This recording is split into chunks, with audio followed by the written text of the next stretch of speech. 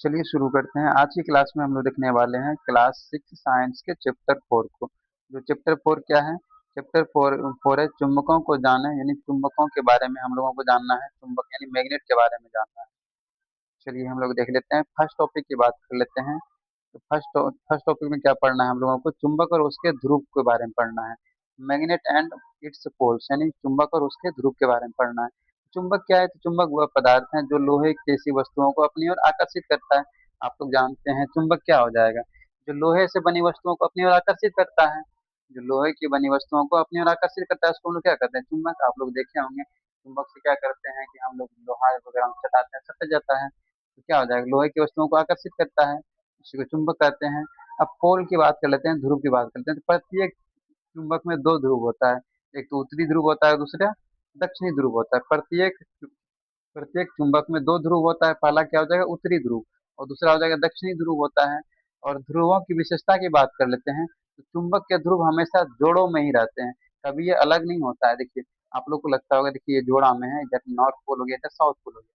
आप लोग को लगता होगा बीच से काट देंगे, दोनों नॉर्थ पोल अलग हो जाएगा, साउथ पोल अलग हो जाएगा, लेकिन ऐसा कभी भी संभव नहीं है। आप अगर बीच से तोड़ भी दीजिएगा तो ये नॉर्थ पोल है तो ये अपने आप साउथ पोल बन जाएगा, ये साउथ पोल है तो ये अपने आप नॉर्थ पोल बन जाएगा। ठीक है, समझ में आया? ये चीजें अपने आप बन जाएगा। तो कभी भी एकल ध्रुव संभव नहीं है, इम्पॉसिबल है। तो वही बोला गया है कि चुंबक के ध्रुव हमेशा जोड़ों में ही रहते हैं, कभी वो अलग नहीं होते हैं। एक अकेला ध्रुव एन या केवल एस का अस्तित्व संभव नहीं है, मतलब एगो नहीं हो सकता है, अपने आप इसमें दोनों बन जाता है। ठीक है, चुंबक को टुकड़ों में तोड़ने पर भी प्रत्येक टुकड़े में दोनों ध्रुव यानी एन और एस स्वतः बन जाते हैं, खुद ब खुद बन जाते हैं। देखिए दोनों को तोड़ने पर भी प्रत्येक टुकड़े में दोनों ध्रुव बन जाएगा। यहाँ एन है तो यहाँ पर एस हो जाएगा, यहाँ पर एस है तो यहाँ पर एन हो जाएगा। ये हो गया इसमें। अब चलिए हम लोग नेक्स्ट टॉपिक देख लेते हैं। नेक्स्ट टॉपिक में क्या है? नेक्स्ट टॉपिक में है चुंबकीय और अचुंबकीय पदार्थ। चुंबकीय और अचुंबकीय पदार्थ की हम लोग बात कर लेते हैं, सॉरी, चुंबकीय और अनुचुंबकीय पदार्थ की बात कर लेते हैं। चुंबकीय पदार्थ क्या होता है? तो वे पदार्थ जो चुंबक की ओर आकर्षित होता है, वे पदार्थ जो चुंबक की ओर आकर्षित होता है उसको हम लोग कहते हैं चुंबकीय पदार्थ। देखिए चुंबक के समीप ले जाने पर जो चुंबक की ओर आकर्षित हो जाएगा उसको चुंबकीय पदार्थ कहेंगे। और अनुचुंबकीय पदार्थ क्या होता है? तो वे पदार्थ जो चुंबक की ओर आकर्षित नहीं होता है उसको हम लोग क्या कहते हैं? अनुचुंबकीय पदार्थ। देखिए नॉर्मल सा चीज है, जो चुंबक, देखिए चुंबक जिसको खींच लेगा वो चुंबकीय पदार्थ है, और चुंबक जिसको नहीं खींच पाएगा वो क्या हो जाएगा? अनुचुंबकीय पदार्थ। नॉर्मल है। देखिए चुंबकीय पदार्थ में क्या हो जाएगा? इससे लोहा, लोहा को चुंबक खींच लेगा, निकेल को खींच लेगा, कोबाल्ट को खींच लेगा, कांटे वगैरह पिन वगैरह को खींच लेगा, तो ये सब क्या हो जाएगा? चुंबकीय पदार्थ है। लेकिन लकड़ी को क्या चुंबक खींच पाएगा? नहीं खींच पाएगा। प्लास्टिक खींच पाएगा? नहीं खींच पाएगा। रबड़, तांबा, कांच, ये सब को नहीं खींच पाएगा, तो ये सब क्या हो जाएगा? अनुचुंबकीय पदार्थ हो जाएगा। चलिए हम लोग नेक्स्ट टॉपिक देख लेते हैं, 3 नंबर टॉपिक। टॉपिक नंबर 3, देखिए टॉपिक नंबर 3 में है चुंबक के प्रमुख गुण। चुंबक के प्रमुख गुण यानी प्रॉपर्टीज ऑफ मैग्नेट। चुंबक के प्रमुख गुण की बात कर लेते हैं। तो चुंबक का प्रमुख गुण क्या हो जाएगा? कि दिशा संबंधी गुण। हम लोग पहला बात कर लेते हैं, दिशा संबंधी गुण हो जाएगा। दूसरा क्या हो जाएगा? आकर्षण और प्रतिकर्षण। तो दोनों देख लेते हैं। दिशा संबंधी गुण क्या हो जाएगा? तो यदि किसी चुंबक को को धागे से बांधकर स्वतंत्रता पूर्वक लटकाया जाए, यदि कोई चुंबक है उसको धागे से बांध करके स्वतंत्रता पूर्वक अगर लटका दीजिएगा तो हमेशा अपने आप वो उत्तर दक्षिण दिशा में ठहर जाता है। ठीक है ना, उत्तर और ये दक्षिण अपने आप उत्तर दक्षिण दिशा में चल ही जाएगा। उसको कितना घुमा दीजिए वो उत्तर दक्षिण दिशा में चल जाएगा। हाँ, बशर्ते वो स्वतंत्र होना चाहिए, जबरदस्ती उसको नहीं घुमाना चाहिए, स्वतंत्र होना चाहिए। अपने आप वो उत्तर दक्षिण दिशा में चला जाएगा। और उत्तर की ओर संकेत करने वाला सिरा उत्तरी ध्रुव होता है, जबकि दक्षिण को शो करने वाला, दिखाने वाला क्या हो जाएगा? दक्षिणी ध्रुव हो जाएगा। अब देखिए आकर्षण या प्रतिकर्षण, समान ध्रुव जो है वे क्या करता है? खुद एक दूसरे को प्रतिकर्षित करता है।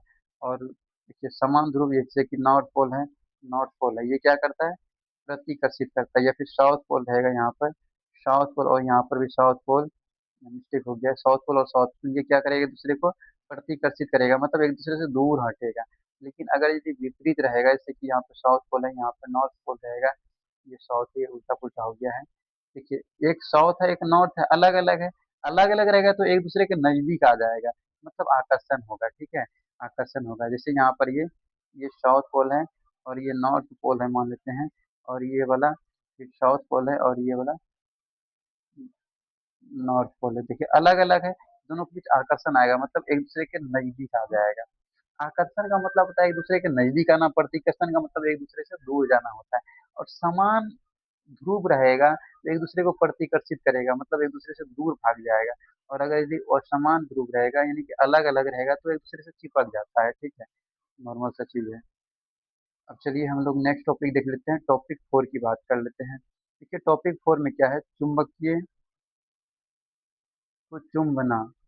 चुंबकीय कुचुंबना की बात कर लेते हैं। चुंबकीय कुचुंबना क्या होता है, तो यह दिशा जानने का एक उपकरण है। इन चुंबकीय दिक सूचक यंत्र भी इसको हम लोग कहते हैं। ये दिशा जानने का एक उपकरण है।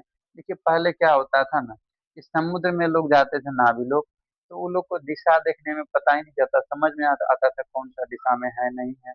फिर वो कैसे जाएगा समुद्र के बीच, तो उसको दिशा पता नहीं चलेगा, कुछ भी पता नहीं चलेगा। तो वहां पर वो कंपास ले जाया करते थे, ठीक है, मुख्य दिक सूचक यंत्र ले जाया करते थे। उससे दिशा का ज्ञान हो जाता था, दिशा का पता चल जाता था। और वो फिर इसी प्रकार, मतलब इसी पर ये काम करते थे, ठीक है, दिक्सूचक यंत्र पर ही। तो इसकी सुई वास्तव में एक छोटा चुंबक होती है। इसकी इसकी सुई वास्तव में एक छोटा चुंबक होती है, जो हमेशा उत्तर दक्षिण में क्या होती है, हमेशा उत्तर दक्षिण दिशा की ओर संकेत करती है, उत्तर दक्षिण दिशा की ओर संकेत करती है।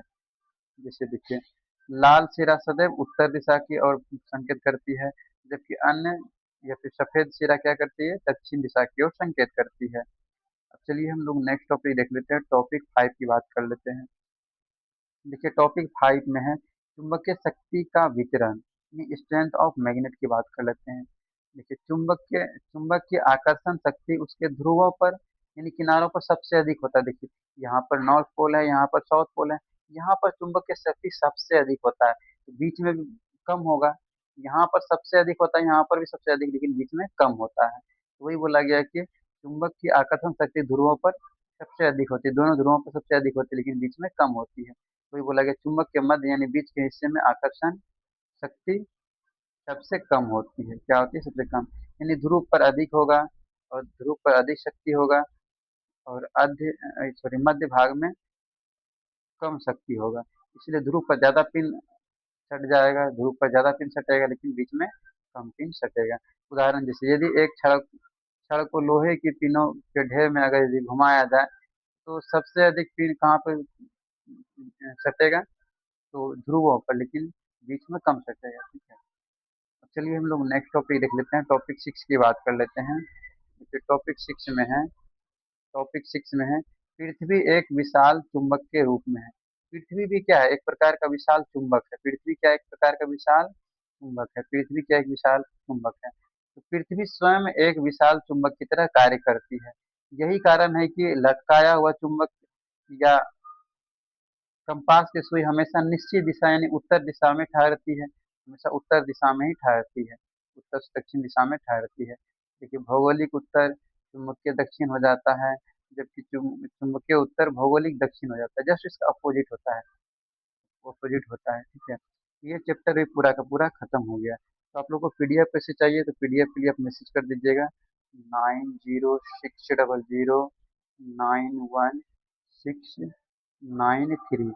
अच्छा, व्हाट्सएप पर केवल मैसेज करना है, कॉल मत कीजिएगा, कॉल नहीं लगेगा, केवल व्हाट्सएप मैसेज करना है। और मैसेज करके बोल देना है कि इसका पीडीएफ चाहिए, ठीक है, तो आपको पीडीएफ मिल जाएगा।